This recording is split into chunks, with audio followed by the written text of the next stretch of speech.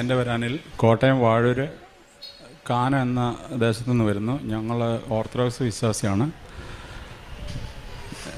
എന്നെ ഇവിടെ നിർത്തുവാനായിട്ട് ഇടവരുത്തിയ എൻ്റെ മാതാവിനും തിരുക്കുമാരനും കോടാനുകോടി നന്ദി ഞാൻ അർപ്പിക്കുന്നു.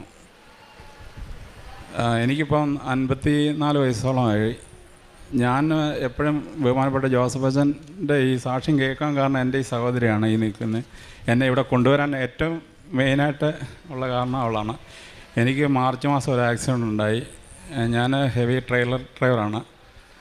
അപ്പോൾ എൻ്റെ കാലിലൊരു ജാക്കി വീണതിൻ്റെ ഫലമായിട്ട് അതൊരു മാസത്തോളം ഇരുന്ന്. ഏപ്രിലിലെ പെസഹ വ്യാഴാഴ്ചയ്ക്ക് തൊട്ട് മുമ്പ് ദിവസം ഞാൻ വണ്ടി കോട്ടയത്ത് കൊണ്ടിട്ടിട്ട് വീട്ടിൽ വന്ന സമയത്ത് എനിക്ക് ചെറുതായിട്ടൊരു പെയിൻ അനുഭവപ്പെടുകയും, അപ്പോൾ എൻ്റെ സഹോദരി പറഞ്ഞാൽ ഞാൻ തികഞ്ഞൊരു മദ്യപാനിയായിരുന്നു.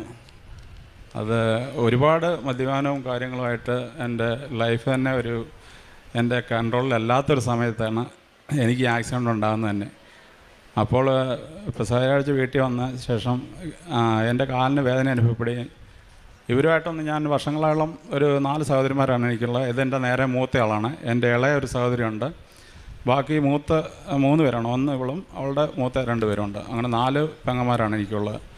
ഇവരുമായിട്ടൊന്നും ഞാൻ അങ്ങനെ ഒരു ഇടപെടിയിലെ കാര്യങ്ങളൊന്നുമില്ല. വർഷങ്ങളായിട്ട് ഞാൻ എൻ്റേതായിട്ടുള്ളൊരു അങ്ങനെ പോവുകയാണ്. ഞാൻ വെളിയിലായിരുന്നു 18 വർഷം. കുവൈറ്റ്, ദുബായ് എല്ലാം കറങ്ങി. ഇവിടെ മാരാരിക്കുളത്ത് ഞാനൊരു റിസോർട്ടിൻ്റെ മാനേജറായിട്ട് വർക്ക് ചെയ്തിട്ടുണ്ട്. പക്ഷേ ആ സമയത്ത് അത് 2020 കൊറോണയ്ക്ക് ശേഷമാണ്. പക്ഷേ ഞാനിവിടെ ഇതിലെ പല പ്രാവശ്യം കടന്നു പോകുന്ന സമയത്ത് 3.5-4 കിലോമീറ്ററേ ഉള്ളൂ. പക്ഷേ അന്നേരം ഒന്നും ഞാൻ ഈ കൃപാസനം കാണുമ്പോൾ ഇവിടെ കയറണമെന്നോ വരണമെന്നോ ഒന്നും ഇല്ലായിരുന്നു. 4 കിലോമീറ്റർ 5 കിലോമീറ്ററേ ഉള്ളൂ. അവിടെ വന്ന് താമസിക്കുന്ന ഗസ്റ്റുകൾ വരെ ഞാൻ ഇവിടെ കൃപാസനത്തിൽ വരുമെന്ന് പറയുമ്പോൾ ഞാൻ അവരോട് ചോദിക്കും ഇതെന്താണ് സംഭവം കാര്യങ്ങൾ. അവർ പറയും ഇവിടെ അമ്മ പ്രത്യക്ഷപ്പെട്ട സ്ഥലമാണ്, ഇവിടെ ഒരുപാട് അനുഗ്രഹങ്ങൾ നമ്മൾക്ക് കിട്ടും. പക്ഷേ അന്നേരം ഒന്ന് നമ്മൾ ലൗകിക ജീവിതത്തിലാണ് ഞാൻ നടന്നുകൊണ്ടിരുന്നത്. അതിനുശേഷം ഈ മാർച്ച് മാസത്തെ ഈ ആക്സിഡൻ്റ് ഏപ്രിലാണ് എനിക്ക് കാല് സർജറി ചെയ്യണമെന്ന് പറഞ്ഞ് ഹോസ്പിറ്റലിൽ ചെന്നപ്പോൾ ഫുള്ളി ഇൻഫെക്റ്റഡായി.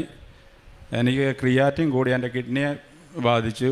അതുപോലെ തന്നെ എനിക്കത് ഷുഗർ ഹൈ ആയി എന്ന് പറയുമ്പോഴത്തേന് ഏകദേശം കാല് ഇത് മുറിച്ച് മാറ്റേണ്ട ഒരു സ്റ്റേജിലേക്ക് എത്തി.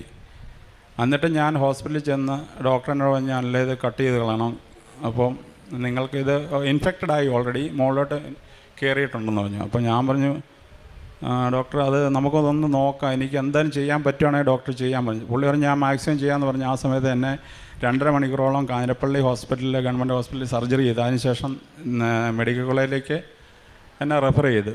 അപ്പോൾ എൻ്റെ അമ്മ മാത്രമേ ഉള്ളൂ കൂടെ. എൻ്റെ വൈഫ് 2010 പുള്ളിക്കാരി ഒരു ആക്സിഡൻറ്റ് മരണപ്പെട്ടു പോയതാണ്. എനിക്കൊരു മോളുണ്ട്, അവളിപ്പം +2 കഴിഞ്ഞു. അത് കഴിഞ്ഞിട്ട് ഡോക്ടർ എന്നെ റെഫർ ചെയ്ത കൂട്ടത്തിൽ അമ്മയ്ക്ക് ഏകദേശം 86 വയസ്സോളം ഉണ്ട്. പുള്ളിക്കാരി ഏജ്ഡാണ്. ഞാൻ ഈ സഹോദരിമാരുമായിട്ടൊന്നും അങ്ങനെ ഒരു കണക്ഷൻ ഇല്ല. ഞാൻ അവരുടെ മക്കളും അവരൊന്നും ആയിട്ട് ഒന്നാമതെ ഞാനൊരു ആൽക്കഹോളിക്കാണ്. ഞാൻ ആരെയും വകവെക്കത്തില്ല. എൻ്റെ പപ്പ ഒരു പോലീസ് ഓഫീസറായിരുന്നു. പക്ഷേ പുള്ളിയുടെ പേരിന് നേരെ ഓപ്പോസിറ്റായിട്ടാണ് ഞാൻ ജീവിച്ചുകൊണ്ടിരുന്നത്. അത് കാരണം ഇവർക്കൊന്നും എല്ലാവർക്കും എന്നെ ഭയങ്കര ഒരു ഭയത്തോടു കൂടി അവർ നോക്കുന്നത് തന്നെ. അപ്പോൾ ഞാൻ എല്ലാവരോടും എനിക്ക് പെട്ടെന്ന് ഓവർ ടെമ്പേർഡാണ്, എനിക്ക് BP ഹൈ ആണ്. അപ്പോൾ നമ്മൾ ആ ഒരു ജീവിതത്തിലാണ് അച്ഛൻ പറയുന്നത്. അതൊക്കെ എനിക്ക് എൻ്റെ ജീവിതത്തിൽ ഒരുപാട് കാര്യങ്ങൾ ഞാൻ ഈ ഒരു 9 മാസം കൊണ്ടാണ് ഇതിലോട്ട് മാറിയത്. അതിന് മെയിൻ കാരണക്കാരിയായിട്ടെങ്കിൽ എൻ്റെ സഹോദരിയാണ്. അപ്പോൾ ഞാൻ ഹോസ്പിറ്റലിൽ കിടന്ന സമയത്ത് അതിഭയങ്കരമായ വേദന, കാലിൻ്റെ അവസ്ഥ അന്നത്തെ ഇത് ഓൾറെഡി ഇത് മൊത്തം കട്ട് ചെയ്ത് കളഞ്ഞായിരുന്നു. ആ ഉള്ളിലെ ദശയും മൊത്തം എടുത്ത് കളഞ്ഞായിരുന്നു. പക്ഷേ എനിക്ക് കാല് കുത്താനായിട്ട് സാധിക്കാതെ ഇതൊരു 4 മാസത്തിന് ശേഷമുള്ള അവസ്ഥയാണ് എൻ്റെ ഈ കാലിൻ്റെ അവസ്ഥ. അന്നേരം ആ സമയത്താണ് എൻ്റെ സഹോദരി അവിടെ വരുന്നത്. അവളെന്നോട് പറഞ്ഞു ഒരു കാര്യം ഇത് ഒരിക്കലും ഒരു മുറിവ് അങ്ങോട്ട് ഇതാകുന്നില്ല. എനിക്ക് ഇത് ഷുഗർ കയറിയിട്ട് എനിക്ക് ക്രിയാറ്റിൻ കുറയുന്നില്ല. അപ്പോൾ അതിഭയങ്കര വേദന. അവരൊരു പാരസെറ്റമോൾ അല്ല വേറെ പെയിൻ കില്ലേഴ്സ് ഒന്നും തരുന്നില്ല.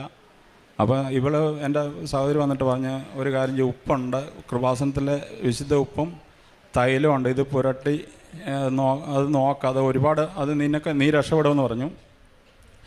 ഞാൻ പറഞ്ഞു ഓക്കെ ഞാൻ അത് ട്രൈ ചെയ്യാം. അങ്ങനെ ഞാൻ ആ ഉപ്പും തൈലവും പുരട്ടി എൻ്റെ മുറിവിൽ അത് ഇൻഫെക്ഷൻ ആയിക്കൊണ്ടിരിക്കുക. ഡോക്ടർ പറഞ്ഞു ഇനി ഒരാഴ്ച കൂടെ കഴിഞ്ഞ് കഴിഞ്ഞാൽ കട്ട് ചെയ്ത് കളയണം എന്ന് പറഞ്ഞു. അതുപോലെ അത് മുകളിലോട്ട് കയറുന്നുണ്ട്, മുറിവ് ഉണങ്ങുന്നില്ല, എൻ്റെ ഷുഗർ ലോ ആകുന്നില്ല, ഹൈ ആയിട്ട് നിൽക്കുക. അത് പുരട്ടി അന്ന് എനിക്ക് ഇവിടെ ഒരു പത്രം കൊണ്ടു തന്നു കൃപാസനത്തിലെ. അത് ഞാൻ വായിച്ചു. ജസ്റ്റ് വായിച്ച് കിടന്നപ്പോൾ ഒരുപാട് സാക്ഷ്യങ്ങളുണ്ട് പേപ്പറിൽ. അത് അന്നേരം ഞാൻ ഓർത്ത് ഈ 5 വർഷം മുമ്പാണല്ലോ ഞാൻ ഈ കൃപാസനത്തിന് വാതിക്കൽ വരെ വന്നിട്ട് ഞാൻ ഇവിടെ കയറാതെ പോയതാണല്ലോ. അപ്പോൾ അമ്മ ഇതുകൊണ്ടായിരിക്കും എന്നെ ഇവിടെ തന്നെ ഇവള് മുഖാന്തരം എന്നെ പിടിച്ചിരിക്കുന്നത് എനിക്ക് മനസ്സിലായി. അപ്പം ഞാൻ അന്ന് രാത്രി നല്ലതായിട്ട് ഉറങ്ങി. എനിക്ക് വേദനയില്ലാതെ ഞാൻ കിടന്ന് ഉറങ്ങുവാണ്. അപ്പോൾ ഞാൻ അതിനു മുമ്പ് പറയുമ്പോൾ ഞാനൊരു ആൽക്കഹോളിക്കാണെന്ന് ഞാൻ പറഞ്ഞു. ഞാൻ ഓൾറെഡി കോട്ടയത്ത് വന്നിട്ട് പെസഹ വ്യാഴാഴ്ചയാണെന്ന് നടക്കും. ഒരു ക്രിസ്ത്യനായിട്ട് ജനിച്ച ഒരു ആളായിട്ട് വന്നിട്ട് പോലും ഞാൻ മദ്യം മേടിച്ചോണ്ടാണ് വീട്ടിലോട്ട് വരുന്നത്. എന്ന് പറഞ്ഞാൽ 3 ദിവസം കഴിഞ്ഞിട്ട് തിരിച്ച് വീണ്ടും ട്രിപ്പുണ്ട് എനിക്ക് പോണ്ടിച്ചേരിക്ക്. അപ്പോൾ 3 ദിവസമല്ല ദുഃഖവെള്ളിയാഴ്ച ഞാൻ പള്ളിയിൽ പോകില്ല. ഞാൻ പറഞ്ഞില്ല, എൻ്റെ കല്യാണത്തിന് അന്ന് ഞാൻ കുമ്പസാരിച്ചൊരു വ്യക്തിയാണ് 18 വർഷം മുമ്പ്. പക്ഷേ അതിനുശേഷം കുമ്പസാരമില്ല, പള്ളിയിൽ പോക്കില്ല, ഒന്നുമില്ല. പക്ഷേ എനിക്ക് ഉള്ളിലുണ്ട്, ഞാൻ എല്ലാവരെയും ഹെൽപ്പ് ചെയ്യും, കാര്യങ്ങൾ നമ്മളെക്കൊണ്ട് കഴിയുന്ന പോലെ ഹെൽപ്പ് ചെയ്യാറുണ്ട് മറ്റുള്ളവർ. ഞാൻ ബൈബിളിൽ പറയുന്നത് വിലാപഭവനത്തിൽ പോകുന്നതിനേക്കാളും വിരുന്ന് വീട്ടിൽ പോകുന്നതിനേക്കാളും നിങ്ങൾ വിലാപഭവനത്തിൽ പോകണം. ഞാൻ എല്ലാ മരണ വീട്ടിലും പോകും. നമുക്ക് പരിചയം ഇല്ലാത്തവരും ഉള്ളവരുടെ എല്ലായിടത്തും പോകും. അവരെക്കൊണ്ട് എനിക്ക് കഴിയാവുന്ന പോലെ ഞാൻ ഹെൽപ്പ് ചെയ്യും. പക്ഷേ ഇത് കഴിഞ്ഞ് കഴിഞ്ഞപ്പോൾ അന്ന് രാത്രി നല്ലതായിട്ട് ഉറങ്ങി. പിന്നെ അത് ഒരു ദിവസം 2 ദിവസം 3 ദിവസം കഴിയുമ്പോഴത്തേന് ഇത് ഹീലിംഗ് ആയി തുടങ്ങി. അത് കഴിയുമ്പോൾ ഡോക്ടർ പറഞ്ഞു, നിങ്ങളുടെ ക്രിയാറ്റിൻ ഓൾറെഡി എൻ്റെ കുറഞ്ഞു വരുന്നു, ഇൻസുലിൻ എൻ്റെ എടുപ്പ് നിർത്തി, പിന്നെ നോർമൽ ആകാൻ തുടങ്ങി. അപ്പോൾ എനിക്ക് അതിൻ്റെ അകത്തൊരു വിശ്വാസമായി. എനിക്ക് പണ്ടേ മാതാവിനോട് വിശ്വാസമുള്ള ഒരാളാണ്. ഈശോയെ അതിലും കൂടുതൽ എനിക്കിഷ്ടമാണ് ഉള്ളിൻ്റെ ഉള്ളിൽ. പക്ഷേ ഞാൻ പുറമേ അത് കാണിക്കാറില്ല. അതിൻ്റെ കാരണം എന്ന് പറഞ്ഞാൽ ഞാൻ ക്രിസ്മസിൻ്റെ അന്ന് നൈറ്റ് ഉണ്ടായ ഒരു വ്യക്തിയാണ്. 24 ഡിസംബർ ഉണ്ടായ ക്രിസ്മസ്. എൻ്റെ പാട്ടുകാർ വന്ന് ക്രിസ്മസ് കരോൾ നടത്തിക്കൊണ്ടിരിക്കുമ്പോഴാണ് എൻ്റെ അമ്മ എന്നെ പ്രസവിച്ചെന്ന് പറയുന്നത്. എനിക്കറിയത്തില്ല, ഞാൻ കണ്ടിട്ടില്ലായിരുന്നു. പക്ഷേ അതിൻ്റെ ഒരു ഇതുണ്ട്. എപ്പോഴും ഞാൻ ദൈവത്തോട് അതുപോലെ എനിക്ക് സ്നേഹം, ഉണ്ണിയേശോയോടും മാതാവിനോടും എനിക്ക് അതുപോലെ സ്നേഹമാണ്. അത് കഴിഞ്ഞിട്ട് നമ്മുടെ ബഹുമാനപ്പെട്ട അച്ഛൻ്റെ ഈ യൂട്യൂബിലെ സാക്ഷ്യങ്ങൾ ഞാൻ കേൾക്കാൻ തുടങ്ങി. അപ്പോൾ ഞാൻ കൂടുതലായിട്ട് അതിനു മുമ്പ് ഞാൻ ഇൻസ്റ്റഗ്രാമ്, പിന്നെ ഇങ്ങനെയുള്ള ഫേസ്ബുക്ക്, വാട്സപ്പ് എല്ലാം നമ്മളത് സോഷ്യൽ മീഡിയ ഞാൻ കൂടുതൽ യൂസ് ചെയ്യും. പക്ഷേ അതിന് ശേഷം ഞാൻ ക്രമേണ അത് കുറയ്ക്കാൻ തുടങ്ങി, കംപ്ലീറ്റ് കുറച്ച്. എന്ന് പറഞ്ഞാൽ എല്ലാത്തിനും വിട്ടിട്ട് കൃപാസനം. ഇപ്പോൾ എൻ്റെ ഇതിൽ എടുത്ത് നോക്കിക്കഴിഞ്ഞാൽ എനിക്ക് എല്ലാ സാക്ഷ്യങ്ങളും ഞാൻ ഓൾമോസ്റ്റ് എല്ലാം കണ്ടിട്ടുണ്ട്. ഇതുവരേക്കുള്ള അച്ഛൻ്റെ ടോക്കുകൾ എല്ലാ ദിവസവും. അതുപോലെ തന്നെ ഞാൻ പറഞ്ഞില്ല, 39 വർഷമായിട്ട് അച്ഛൻ പറയുന്ന ഏറ്റവും വലിയൊരു എനിക്കത് എന്നെ ടച്ച് ചെയ്തൊരു ഇതാണ്. അച്ഛൻ്റെ ബഹുമാനപ്പെട്ട ജോസഫ് അച്ഛൻ 39 വർഷം ഓൾറെഡി കംപ്ലീറ്റ് ആയെന്ന് പറഞ്ഞ് ഈ നമ്മുടെ അച്ഛൻ്റെ ഈ പ്രേക്ഷിത വേലയ്ക്ക്. പക്ഷേ ഈ 39 വർഷമായിട്ട് ഞാൻ നേരെ ഓപ്പോസിറ്റായിരുന്നു. ഞാൻ യേശുവിനെ തിരയാതെ ഞാൻ നടന്ന ഒരു വ്യക്തിയാണ്. പക്ഷേ അതെന്നെ മാറ്റി നേരെ ഓപ്പോസിറ്റ് ഇവിടെ കൊണ്ടുവന്നതിൽ എൻ്റെ സഹോദരിക്ക്, അവളാണ് എന്നെ അതിനൊരു കാരണക്കാരൻ. പക്ഷേ അതിലും മെയിനായിട്ട് ഞാൻ എൻ്റെ അമ്മയാണ്. എൻ്റെ സഞ്ചാരി അമ്മ എന്നെ ഇവിടെ കൊണ്ടുവന്നു. അതുപോലെ ഈശോപ്പ ഒരുപാട് അനുഗ്രഹം എനിക്ക് തരുന്നുണ്ട്. ഞാൻ 20-ാം തീയതിയാണ് എനിക്ക് ഓപ്പറേഷൻ ഡേറ്റ്. അതെല്ലാം എനിക്ക് കണക്ക് കൂട്ടുമ്പോൾ കാൽക്കുലേറ്റ് ചെയ്യുമ്പോൾ ഞാൻ അതിൻ്റെ അകത്തൊരു വലിയൊരു ഇത് കാണുന്നുണ്ട്. എന്നെ ഓപ്പറേഷൻ നടന്ന 20-ാം തീയതിയാണ്. അന്ന് ഞാൻ ഇത് കഴിഞ്ഞപ്പോഴത്തേന് ഞാൻ പറഞ്ഞു, എന്ന് എൻ്റെ കാല് കൊത്തി ഫസ്റ്റ് ഞാൻ 6 മാസത്തോളം ഞാൻ ബെഡ് റെസ്റ്റ് ആയിരുന്നു. എൻ്റെ കാല് പൊക്കി വെച്ച് നീര് കുറയുന്നില്ല, പക്ഷേ ഹീലിംഗ് ആകുന്നുണ്ട്. ഞാൻ പ്രാർത്ഥനയും കാര്യങ്ങളുമായിട്ട് യൂട്യൂബിൽ സാക്ഷ്യം കേൾക്കുന്നുണ്ട്, കൃപാസനത്തിലെ പ്രാർത്ഥന എല്ലാം കേൾക്കുന്നുണ്ട്. ഞാൻ പറഞ്ഞു, എന്ന് എൻ്റെ കാല് കുത്തി ഞാൻ നടക്കുന്ന അന്ന് ആദ്യം ഞാൻ കൃപാസനത്തിൽ വരും, ഉടമ്പടി എടുക്കുമെന്ന് പറഞ്ഞു ഫസ്റ്റ്. അപ്പോൾ തന്നെ ഞാൻ മേടിച്ച് വെച്ച ആ കുപ്പിയെല്ലാം ഞാനത് എടുത്ത് ഡിസ്പോസ് ചെയ്തു. എൻ്റെ സിഗരറ്റ് പാക്കറ്റ് എല്ലാം അന്ന് തന്നെ കളഞ്ഞു. ഇപ്പോൾ 9 മാസമായിട്ട് ഞാൻ അതുപോലെ ഒരു വിശ്വാസത്തിലാണ്. ഇവർക്കെല്ലാം, എൻ്റെ സഹോദരിമാരെല്ലാം, അവരുടെ മക്കളും എല്ലാം എന്നെ കാണാനും അതുപോലെ ഇപ്പോഴും അവർ അങ്കിളെന്ന് വിളിച്ച് എൻ്റെ അടുത്ത് വരുന്നുണ്ട്. എല്ലാവരും വളരെ എന്നോട് അത്രയ്ക്കും, നമ്മുടെ നാട്ടുകാർക്ക് പോലും എന്നോട് ഇതാണ്, ഞാൻ എങ്ങനെ ഇങ്ങനെ ആയിപ്പോകുന്ന പോലും അവർക്കറിയത്തില്ല. ഞാൻ അതുപോലൊരു വ്യക്തിയായിരുന്നു. ഞാൻ മാറ്റം വന്നെന്ന് ഒരുപാട് എന്നെ മാറ്റി. പിന്നെ എനിക്കുണ്ടായ വേറെ ഇതെന്ന് പറഞ്ഞാൽ, ഇപ്പം അത് കഴിഞ്ഞിട്ട് ഞാൻ വന്നിരിക്കുന്നത് 20-ാം തീയതിയാണ് ഇവിടെ വന്ന്. 10-ാം മാസം 20-ാം തീയതി, ഒക്ടോബർ, നവംബർ, ഡിസംബർ, ഒക്ടോബറിലാണ് 20-ാം തീയതി ഇവിടെ വന്ന് ഉടമ്പടി എടുക്കാൻ. എൻ്റെ ഓപ്പറേഷൻ നടന്നതും 20-ാം തീയതി, ഇവിടെ വന്ന് ഉടമ്പടി എടുത്തത് 20-ാം തീയതി. അപ്പോൾ അത് കറക്റ്റായിട്ട് എല്ലാ ഇതിലും ഞാൻ എൻ്റെ ഈശോപ്പയ്ക്കും മാതാവിനും ഒരുപാട് ഞാൻ അതുപോലെ എനിക്ക് ആവുന്നത്രയും ഞാൻ ആൾക്കാരെ ഞാൻ ഹെൽപ്പ് ചെയ്യാറുണ്ട്, എന്നെക്കൊണ്ട് പറ്റുന്ന പോലെ. പക്ഷേ ഞാൻ അന്ന് നല്ലൊരു വ്യക്തിയായിരുന്നു. പക്ഷേ എന്നെ മദ്യപാനവും ഇതുകൊണ്ടായിരിക്കണം ഞാൻ ഇങ്ങനെ വേർതിരിഞ്ഞ് പോയെന്നുള്ളതാണ്. അതാണ് ഞാൻ പറഞ്ഞത്. അൾത്താരപാലനായിട്ട് ഞാൻ ശുശ്രൂഷയ്ക്ക് കയറിയുന്ന ഒരു വ്യക്തിയാണ് 14 വയസ്സ് വരെ. 14 വയസ്സിന് ശേഷമാണ് ഞാൻ ഇതുപോലെ ആയിപ്പോയത്. എന്നെ ഒരുപാട് ഇതുപോലെ എന്നെ ഇങ്ങനെ പിടിച്ചു കൊണ്ട് നിർത്തിയിരിക്കുന്ന എൻ്റെ അമ്മ മാതാവാണ്. കൃപാസനത്തെക്കുറിച്ച് എനിക്ക് ഒരുപാട് പറയാനുണ്ട്. ഒരുപാടെന്ന് പറഞ്ഞാൽ പ്രത്യേകിച്ച് നമ്മൾ പലരോടും പേപ്പർ കൊടുക്കുമ്പോൾ ഞാനങ്ങനെ പേപ്പർ കൊടുക്കില്ല. ഞാൻ മെയിനായിട്ടെന്ന് പറഞ്ഞാൽ എനിക്കറിയാത്തൊരു കേസിന് എൻ്റെ പപ്പ ഇരുന്ന സ്റ്റേഷനിൽ ഞാൻ കിടന്നിട്ടുണ്ട് ജയിലിൽ. എന്ന് പറഞ്ഞാൽ പുള്ളി അത് പോസ്റ്റ് ഇരുന്ന സ്റ്റേഷനിൽ, ചാർജായിട്ട് ഇരുന്ന സ്റ്റേഷനിൽ ഞാൻ അറിയാത്തൊരു കുറ്റത്തിന് എന്ന് പറഞ്ഞാൽ മദ്യപാനം മുഖാന്തരം ഇതായിട്ട് ഞാൻ പെട്ടുപോയിട്ടുണ്ട്. അതാണ് ഞാൻ പറഞ്ഞത്, മദ്യം നമ്മളെ കൊണ്ട് പെടുത്തു. എല്ലാ കാര്യത്തിലും നമ്മൾ ചെറിയ അയ്യാത്ത തെറ്റ് പോലും നമ്മൾ പെട്ടുപോകും. അങ്ങനെ പോയി കിടന്നിട്ട് ഞാൻ ജയിലിൽ പോയിട്ടുണ്ട് 14 ദിവസം, റിമാൻഡിൽ കിടന്നിട്ടുണ്ട്. അപ്പോൾ എൻ്റെ പപ്പ ഒരു പോലീസ് ഓഫീസറായിട്ട് ഇവർക്കെല്ലാം അത് നാണക്കേടായിരുന്നു, എൻ്റെ സഹോദരിമാർക്കല്ല. എനിക്ക് സെലക്ഷൻ കിട്ടിയ ഒരു വ്യക്തിയാണെന്ന് പറഞ്ഞത്. പോലീസിൽ 20ാമത്തെ വയസ്സിൽ എനിക്ക് സെലക്ഷൻ കിട്ടിയിട്ട് പപ്പ ഇരുന്ന സമയത്ത് എനിക്കത് വേണ്ടാന്ന് പറഞ്ഞിട്ട് ഞാൻ ഇട്ടിട്ട് പോയ ആളാണ്. അപ്പോൾ ആ കിടന്ന് ഞാൻ നേരെ ജയിലിൽ വരെ വന്ന് കിടന്ന്. അതുപോലെ ഒരുപാട് എന്നെ വിട്ട് കളഞ്ഞിട്ട് അവിടുന്ന് എന്നെ പിടിച്ചുകൊണ്ട് മുടിയനായ പുത്രനെ തിരിച്ചു കൊണ്ടുവന്നിരിക്കുക പിതാവ്. എന്നെ ഇവിടെ നിർത്തിയതിന് ഒരുപാട് ഞാൻ നന്ദി പറയുന്നു, 1000 നന്ദി പറയുന്നു. എനിക്ക് ഈ പ്രത്യക്ഷീകരണ സാക്ഷിയായിട്ട് തന്നെ എൻ്റെ ജീവിതം മുഴുവൻ നിലനിർത്തണമെന്ന് ഒരൊറ്റ ഇതേ ഉള്ളൂ. ഞാൻ 6 നിയോഗം ഇവിടെ ഞാൻ വെച്ചിട്ടുണ്ട്. പക്ഷേ എനിക്കുള്ളതെന്ന് പറഞ്ഞു കഴിഞ്ഞാൽ ഞാൻ 20ാം തീയതി ഉടമ്പടി എടുത്ത് എനിക്ക് 28ാം തീയതി നൈറ്റ്, അന്ന് ഒക്ടോബർ 28ാം തീയതി നൈറ്റ് ഞാൻ കിടക്കുമ്പോൾ എനിക്കൊരു വിളി കേൾക്കാം. രാത്രി 2 മണിയായപ്പോൾ മുറ്റത്തുകൂടെ മാതാവ് നടക്കുകയാണ്. മാതാവ് കറക്റ്റായിട്ട് ഞാൻ കാണുന്നുണ്ട്. മാതാവ് നീല അങ്കി ധരിച്ചിട്ട് മുറ്റത്തോടെ ഞങ്ങളുടെ മുറ്റം വഴി ഇങ്ങനെ നടക്കുന്നുണ്ട് രാത്രി 2 മണിക്ക്. അപ്പോൾ ഞാൻ ഉറക്കത്തില്ല, പക്ഷേ ഞാൻ മാതാവിൽ നിന്ന് വിളിക്കുന്നുണ്ട്. അപ്പോൾ എന്നെ എടാ അനില്ല എന്നാണ് വിളിച്ചത്. അതാണ് ഞാൻ ഓർക്കുന്നത്, മാതാവ് അങ്ങനെയൊക്കെ വിളിക്കുമെന്ന് ഞാൻ ആദ്യമായിട്ട് കേൾക്കുന്നത്. എടാ അനില്ല എന്ന് വിളിച്ചു. അപ്പോൾ ഞാൻ ഇതുപോലെ തെറ്റി നടന്നുകൊണ്ടായിരിക്കും എന്നെ പിടിച്ച് നിർത്തിയിരിക്കുന്നത്. അതുപോലെ തന്നെ 1 മാസം കഴിയുമ്പോൾ ഞാനിവിടെ വന്നപ്പം ഇവിടെ ഓഫീസിൽ ചോദിച്ചു എനിക്ക് അച്ഛനെ ഒന്ന് കണ്ട് ബ്ലെസ്സിങ് എടുക്കാൻ പറ്റുമോ.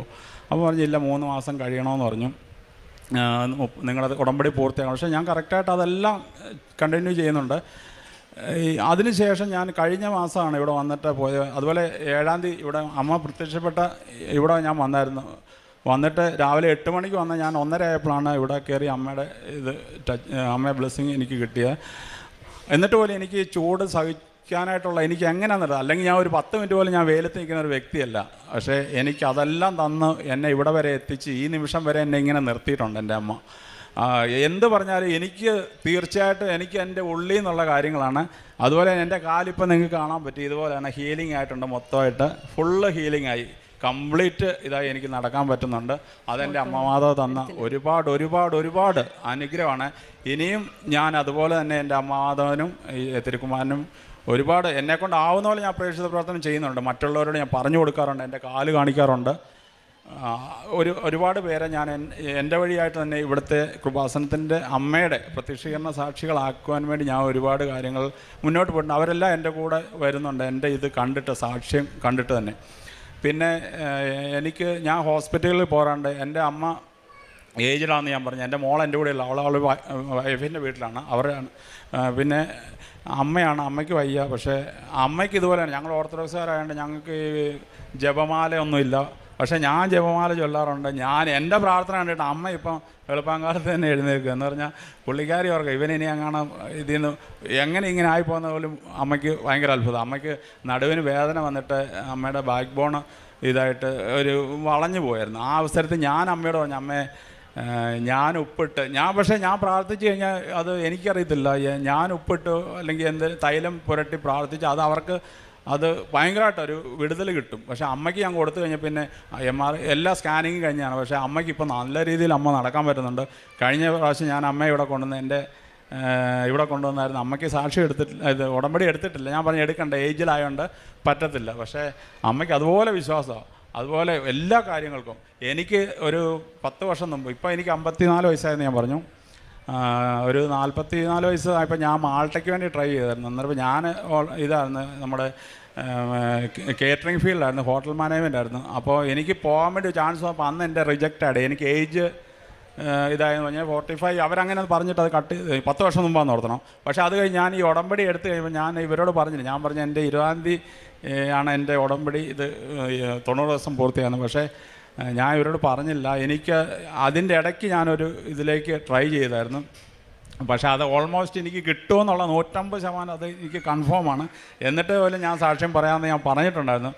അപ്പോൾ 54 വയസ്സുള്ള എന്നെ 10 വർഷം മുമ്പ് റിജക്റ്റ് ചെയ്ത ഒരു വിസ എനിക്കത് കിട്ടുമെന്ന് പറഞ്ഞാൽ അത് അമ്മയുടെ ഒരേ ഒരു ഇത് തന്നെയാണ്. അതിൽ ഞാൻ 150% ഞാൻ വിശ്വസിക്കുന്നു. പിന്നെ എൻ്റെ സാക്ഷ്യം നിങ്ങൾക്കറിയാൻ പറ്റും. ഞാൻ അങ്ങനെ ഇപ്പോൾ ഏകദേശം എന്നെക്കുറിച്ചൊരു ഐഡിയ വരും. ഞാൻ പറയുകയാണ്, ആരും ഇതിൽ നിന്ന് ഉടമ്പടി എടുക്കാതെ അല്ലെങ്കിൽ നമ്മുടെ ഈ ലൗകികമായിട്ടുള്ള ഇതിൽ പോയിട്ട് കാര്യമില്ല. പക്ഷേ മദ്യപാനവും ഇതൊക്കെ എല്ലാവർക്കും വിട്ടൊഴിയാൻ പറ്റും. ചില നമ്മളെ യൂത്ത് ഒക്കെ ആൾക്കാർ കാണും, അവർക്കൊന്നും പറയുമോ ഞാൻ ഇതെടുക്കുന്നില്ല, പക്ഷേ അത് എടുത്തു കഴിയുമ്പോഴാണ് നമ്മൾ കൂടുതൽ അറിയുന്നത്. അതുപോലെ തന്നെ ഞാൻ പറഞ്ഞില്ല, 18 വർഷമായിട്ട് ഞാൻ കുമ്പസാരിക്കത്തില്ല. ഞാനിപ്പോൾ 2 ആഴ്ച കൂടുമ്പോൾ പോയിട്ട് കുമ്പസാരം എടുത്ത് വിശുദ്ധ കുർബാന കൈക്കൊണ്ട് അങ്ങനെ ഒരു ആത്മീയ ജീവിതം. പിന്നെ ബൈബിള് ഞാൻ അരമണിക്കൂർ എന്നുള്ളത് ഞാൻ വായിക്കാനിരുന്ന് കഴിഞ്ഞാൽ 1 മണിക്കൂർ 1.5 മണിക്കൂർ ഞാൻ കണ്ടിന്യൂ. ഉൽപ്പത്തിയൊക്കെ എന്ന് പറഞ്ഞാൽ